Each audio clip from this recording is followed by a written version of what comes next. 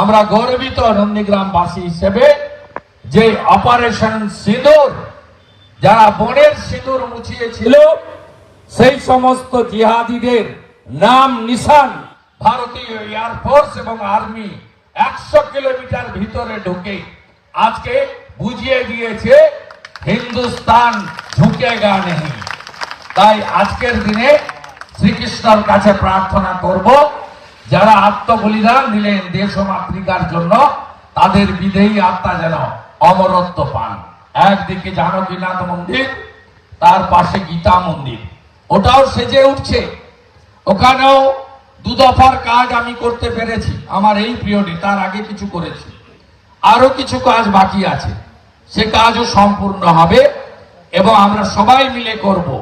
আমাদের রাজনীতির ভিন্নতা থাকতে পারে, আমাদের মতের অমিল থাকতে পারে, আমরা ত্রুটিযুক্ত মানুষ, আমরা 4টে ভালো কাজ করলে অজান্তে বা বাধ্যবাধকতার জন্য হয়তো খারাপ কাজ কোথাও কোথাও করে ফেলি, পরে আফসোস করি। কিন্তু আমাদের যে আস্থার জায়গা রয়েছে মন্দির, ভগবানের মন্দির এবং সনাতন হিন্দু ধর্ম এবং গীতার বাণী, ধর্ম রক্ষতি রক্ষিত, এক্ষেত্রে আমরা যেন বিভক্ত না হই, সব সনাতনী যেন ঐক্যবদ্ধ থাকি, ধর্ম রক্ষার এই লড়াইতে আমরা যেন জিততে পারি।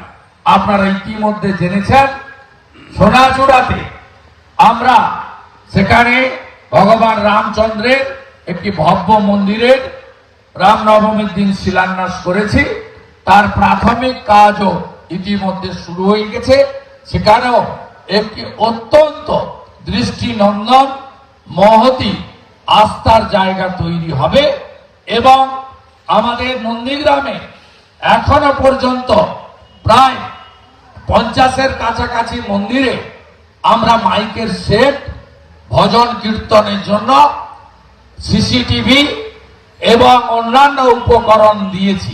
ঠিক একইভাবে সিদ্ধিনাথজিউ মন্দির রিয়াপাড়াতে অতিথি নিবাস সম্পূর্ণভাবে তৈরি করা এবং সম্প্রতি আরো বেশ কিছু কাজ আমাদের পক্ষ থেকে আমরা সেখানে করেছি।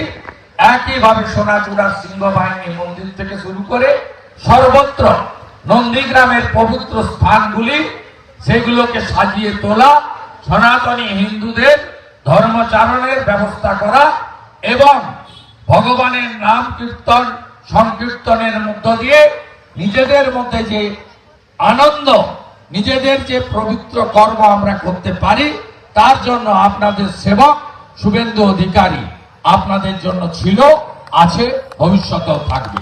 আমি গীতা কমিটিকে আরেকবার অন্তর থেকে এই সেবা দান করার সুযোগ দিলেন বলে আমি ধন্যবাদ জ্ঞাপন করে এখানেই শেষ করছি। সবাই ভালো থাকবেন। বিরুলিয়াতে লক্ষ্মীনারায়ণ পুজোর উদ্বোধনে আমাকে যেতে হবে। আপনারা সবাই আজকে গীতা কমিটির পক্ষ থেকে যে সামান্য প্রসাদের ব্যবস্থা করেছেন, তারা পরমান্ন সেটা গ্রহণ করে আপনারা মূর্তি দর্শন করে আপনারা সবাই ধীরে ধীরে বাড়ি ফিরবেন।